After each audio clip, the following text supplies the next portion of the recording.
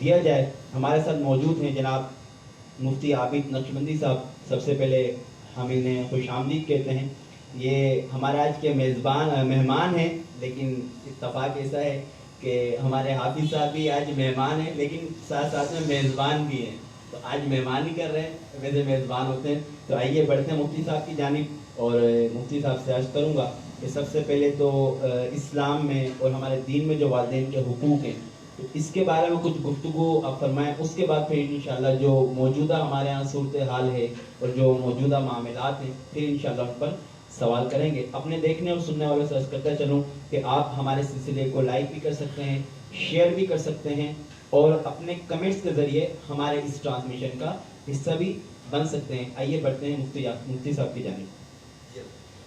نحمدہ ونصلی ونسلم علی رسولہ الکریم. اما بعد فاعوذ باللہ من الشیطان الرجیم. بسم اللہ الرحمن الرحیم. ان اللہ وملائکتہ یصلون علی النبی یا ایھا الذین آمنوا صلوا علیہ وسلموا تسلیما. اللہم صل علی سیدنا ومولانا محمد وعلی آل سیدنا واصحاب سیدنا ومولانا محمد وبارک وسلم صلاۃ وسلاما علیک یا سیدی یا رسول اللہ وعلی آلک واصحابک یا حبیب اللہ. حمد و صلاۃ کے بعد سب سے پہلے تو حافظ انوار صاحب کو ہم خوش آمدید کہتے ہیں بہار رمضان ٹرانسمیشن میں، کیونکہ آج میرے خیال میں 9ویں تراویح تھی اور حافظ صاحب آج تشریف لائے ہیں. اور بہار رمضان ٹرانسمیشن کے جتنے بھی ممبران ہیں، ایڈمنسٹریٹر ہیں، تمام کے تمام خراج تحسین کے لائق ہیں کہ مستقل مزاجی کے ساتھ وہ ہر روز آپ کی خدمت میں کسی نہ کسی ایک موضوع کو لے کر کے حاضر خدمت ہوتے ہیں. اور آج جو موضوع منتخب کیا گیا ہے وہ نہایت اہم موضوع ہے، حقوق والدین کے عنوان سے. دراصل اسلام جب حقوق کی بات کرتا ہے تو 2 طرح کے حقوق بیان کیے جاتے ہیں. نمبر 1 حقوق اللہ اور نمبر 2 حقوق العباد. حقوق اللہ سے مراد یہ ہے کہ بندے اور رب کے درمیان جو تعلق ہے اور جو حقوق ہیں اس کو جس ضمن میں ذکر کیا جاتا ہے اسے حقوق اللہ کہا جاتا ہے. بندے پر رب کا حق یہ ہے کہ بندہ اپنے رب کی عبادت کرے، اس کے ساتھ کسی کو شریک نہ ٹھہرائے، جب بھی مدد مانگے تو اسی سے مانگے، اور ہمیشہ اس کے سامنے دست سوال دراز رکھے، اپنی ہر مشکل میں صرف اسی کو پکارے، اس کے سوا کسی سے حاجت روائی طلب نہ کرے. تو یہ حقوق اللہ ہیں، اور بھی بہت سے اس کے اندر بیان کیے جاتے ہیں. لیکن حقوق اللہ میں سب سے اہم حق یہی ہے کہ بندہ اپنے رب کے سوا کسی کو معبود نہ سمجھے اور صرف اللہ رب العزت ہی کی عبادت کرے، اس کے ساتھ کسی کو شریک نہ ٹھہرائے. اسی طرح حقوق العباد جو ہیں اس سے مراد یہ ہوتا ہے کہ بندوں کے آپس میں جو حقوق ہوتے ہیں، ایک دوسرے پر جو حقوق ہوتے ہیں، اس کا بیان جس زمرے میں کیا جاتا ہے اسے حقوق العباد کہا جاتا ہے. اور جب حقوق العباد کی فہرست بنائی جاتی ہے تو اس میں ٹاپ آف دا لسٹ سب سے اہم ترین جس کو بیان کیا جاتا ہے اور قرآن میں بھی جس کو سب سے زیادہ اہمیت دی گئی ہے وہ والدین کے حقوق ہیں. سورہ اسراء کے اندر اللہ تبارک و تعالیٰ نے والدین کے حقوق کے متعلق جامع انداز کے اندر 23 اور 24 نمبر آیت کے اندر بیان فرمایا. اللہ پاک ارشاد فرماتا ہے وَقَضَىٰ رَبُّكَ أَلَّا تَعْبُدُوا إِلَّا إِيَّاهُ. اور آپ کے رب نے، اے حبیب علیہ السلام، آپ کے رب نے یہ فیصلہ فرما دیا، یہ حکم ارشاد فرما دیا ہے کہ اس کے سوا کسی کی عبادت نہ کی جائے. اور فرمایا وَبِالْوَالِدَيْنِ إِحْسَانًا، اور والدین کے ساتھ حسن سلوک کرنے کا حکم ارشاد فرمایا ہے. یہ جو اسلوب ہے آیت کا، یہ توجہ کے قابل ہے۔ اللہ تبارک و تعالیٰ نے جو اپنا سب سے پہلا حق ہے اس کا ذکر فرمایا کہ میرے سوا کسی کو عبادت کے لائق نہ سمجھا جائے، میری ذات کے ساتھ کسی کو شریک نہ ٹھہرایا جائے۔ یعنی حقوق اللہ میں سے جو ٹاپ آف دا لسٹ حق تھا اللہ نے اس کا ذکر فرمایا، اور پھر حقوق العباد میں سب سے ٹاپ آف دا لسٹ جو حق ہے والدین کے ساتھ حسن سلوک کا، اس کا ذکر فرمایا وبالوالدین احسانا۔ اور یہاں پر یہ بھی سمجھنا چاہیے کہ اللہ تعالیٰ نے جو والدین کے ساتھ برتاؤ سلوک اختیار کرنے کا حکم دیا ہے اس کو احسان کے لفظ کے ساتھ تعبیر فرمایا ہے۔ اور احسان کا مطلب یہ ہوتا ہے کہ کمال درجہ کے اندر جا کر کسی کے ساتھ حسن سلوک کرنا، حسن اخلاق کے ساتھ اس سے پیش آنا، اس کو احسان کہا جاتا ہے۔ اور اللہ تعالیٰ نے صرف اس مقام پر ہی نہیں بلکہ قرآن مجید فرقان حمید میں متعدد مقامات پر یہی اسلوب اختیار فرمایا، یعنی اپنی عبادت کا حکم دیا، اپنے ساتھ کسی کو شریک نہ ٹھہرانے کا حکم دیا، اور ساتھ میں والدین کے ساتھ حسن سلوک کرنے کا حکم ارشاد فرمایا۔ سورۃ النساء آیت نمبر 36 میں اللہ فرماتا ہے فَاعْبُدُوا اللَّهَ وَلَا تُشْرِكُوا بِهِ شَيْئًا وَبِالْوَالِدَيْنِ احسانا۔ یہاں پر بھی دیکھیں اللہ نے یہی بات ارشاد فرمائی کہ اللہ کی عبادت کرو، اس کے ساتھ کسی کو شریک نہ ٹھہراؤ، اور اپنے والدین کے ساتھ حسن سلوک کرو۔ اسی طرح سورۃ العنکبوت کے اندر بھی اللہ تبارک و تعالیٰ نے یہی انداز اختیار فرمایا وَوَصَّيْنَا الْإِنسَانَ بِوَالِدَيْهِ حُسْنًا۔ اور اللہ رب العزت انسان کو اس کے والدین کے ساتھ حسن سلوک کرنے کا حکم ارشاد فرماتا ہے۔ تو یعنی کہ آیت کے اسلوب سے یہ پتہ چلا کہ یہ کوئی عام معاملہ نہیں ہے بلکہ یہ بہت امپورٹنٹ اور بہت اہم معاملہ ہے، اور حقوق العباد کے اندر والدین کے حقوق کو بلند ترین حیثیت حاصل ہے۔ اور پھر یہاں پر بات کو ختم نہیں فرمایا بلکہ اللہ تعالیٰ نے حسن سلوک کس طرح سے کرنا ہے اس کو ایک مثال کے ذریعے اللہ رب العزت نے سورہ اسراء کے اندر ارشاد فرمایا کہ اما یبلغن عندک الکبر احدہما او کلاہما فلا تقل لہما اف ولا تنہرہما وقل لہما قولا کریما۔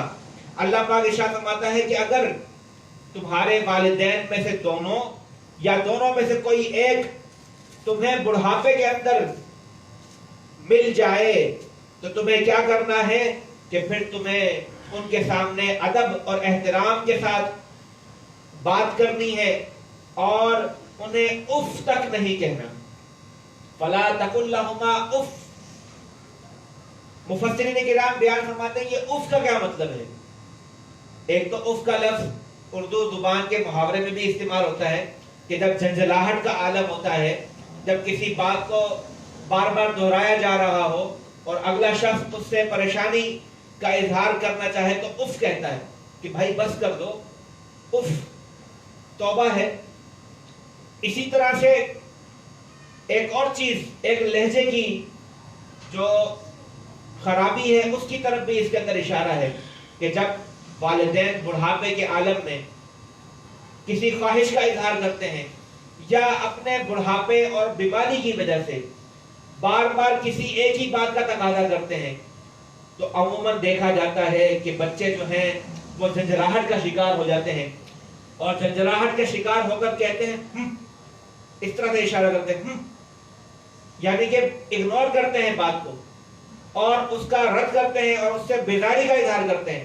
تو اللہ تبارک و تعالیٰ نے لہجے کے اس غلط طریقے کو بھی ارشاد فرمایا کہ یہ طریقہ بھی اختیار کرنا سخت منع ہے۔ فلا تقل لہما اف، انہیں اف تک نہ کہو، وقل لہما قولا کریما، اور جب بھی ان سے بات کرو نہایت ادب اور احترام اور عزت کے دائرے میں رہ کر بات کرو۔ پھر یہاں بات کو ختم نہیں فرمایا، اللہ نے مزید آگے ارشاد فرمایا وَاخْفِضْ لَهُمَا جَنَاحَ الذُّلِّ مِنَ الرَّحْمَةِ، اور ہر وقت اپنے والدین کے سامنے اپنے کندھوں کو جھکائے رکھو رحمت کے ساتھ۔ کبھی بھی والدین کے سامنے اکڑ کے نہ کھڑے ہو، اکڑ کے بات نہ کرو، بلکہ ہمیشہ ان کے سامنے اپنے کندھوں کو رحمت کے ساتھ شفقت کے ساتھ جھکائے رکھو، اور ہمیشہ جب بھی اللہ کے حضور دعا کے لیے ہاتھ اٹھاؤ تو یہ دعا تمہارے لبوں پر ہونی چاہیے वकुर रब्बिरहमहुमा कमा रब्बयानी सगीरा। और दुआ भी अल्लाह ताला ने बड़ी खूब इरशाद फरमाई। अल्लाह ताला फरमाता है कि अब ये बुढ़ापे की हालत में है वालिदैन, ये बूढ़े हो गए हैं, ये बीमारी का शिकार होकर चिड़चिड़े हो गए हैं, मुख्तलिफ किस्म की फरमाइशें करते हैं। जिस तरह बच्चा जिद करता है, बुढ़ापे के अंदर इंसान जिद करता है बाद औक़ात। तो जिस तरह से बच्चा जिद करता है और वालिदैन उसकी हर जिद को पूरा करने की कोशिश करते हैं, इसी तरह अल्लाह तबारक व तआला दुआ के जरिए गोया इंसान को उस तरफ मुतवज्जे कर रहा है कि जिस तरह से बुढ़ापे के आलम में ए इंसान, बचपन के आलम में ए इंसान तेरी हर जायज नाजायज ख्वाहिश को तेरे वालिदैन पूरा करने की कोशिश करते थे, तो तू भी अपने वालिदैन पर उसी अंदाज से एहसान फरमा, एहसान कर। और जब भी दुआ के लिए बारगाह खुदाबंदी में हाथ उठा तो कह रब्बिरहमहुमा कमा रब्बयानी सगीरा, ए मेरे रब मेरे वालिदैन पर रहम फरमा, जिस तरह से बचपन के अंदर ये मुझे पाला पोसा करते थे और मेरी ख्वाहिशात को पूरा करते थे और मेरी तरबियत किया करते थे और मुझ पर रहम किया करते थे। तो गोया अल्लाह तबारक व तआला ने इस आया मुबारका आयत नंबर 17 और 18 के अंदर अल्लाह तबारक 23 और 24 के अंदर अल्लाह तबारक व तआला ने बड़ा खोल खोल कर हर लिहाज से वालिदैन के हुकूक और उनके साथ हुस्न सलूक करने के तरीके को बयान कर दिया कि बात किस तरह से करनी है, उनकी फरमाइशों को किस तरह से हैंडल करना है, उनके आगे तकब्बुर नहीं करना, उनके आगे अकड़ना नहीं है, बल्कि अपने कंधों को शफ़क़त के साथ झुकाए रखना है। और जब भी वालिदैन के अल्लाह के हुजूर दुआ करें तब अपने वालिदैन को हरगिज़ फरामोश न करें, हर दुआ के अंदर अपने वालिदैन के लिए उसको शामिल रखें। और हम जब नमाज अदा करते हैं तो अमूमी तौर पर जो नमाज के आखिर में दुआ मांगी जाती है उसमें ये दुआ पढ़ी जाती है, रब्बिजअलनी मुक़ीमस्सलाति व मिन ज़ुर्रिय्यती रब्बना व तक़ब्बल दुआ रब्बना इग़फ़िरली व लिवालिदैया व लिलमुमिनीना यौम यक़ूमुल हिसाब, कि हमारे रब हमारे वालिदैन को बख्श दे। तो ये वालिदैन के हुकूक के मुतालिक कुरान मजीद फुरकान हमीद का उसलूब मैंने आपके सामने बयान फरमाया है। माशाअल्लाह कुरान मजीद फुरकान हमीद से तो आपने बताया।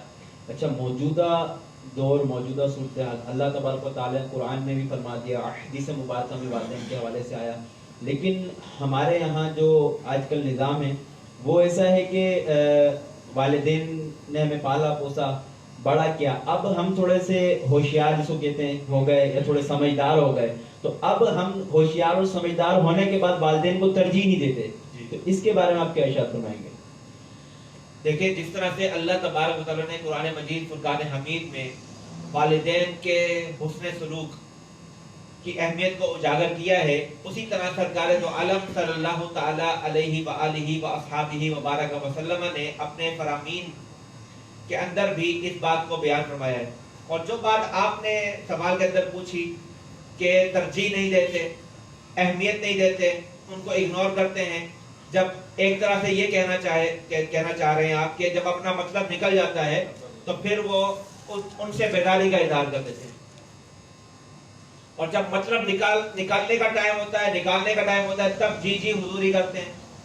तो क़यामत की जो निशानियां रसूलुल्लाह सल्लल्लाहु तआला अलैहि वालिहि वसहबिहि व बारक व सल्लम ने बयान फरमाई है, हदीस जिब्राइल जिसको कहते हैं, उसके अंदर उसमें एक निशानी अल्लाह के रसूल सल्लल्लाहु तआला अलैहि वसल्लम ने ये फरमाई कि लौंडी अपने मालिक को जनेगी। क़यामत की निशानियों में एक निशानी क्या है कि लौंडी अपने मालिक को जनेगी।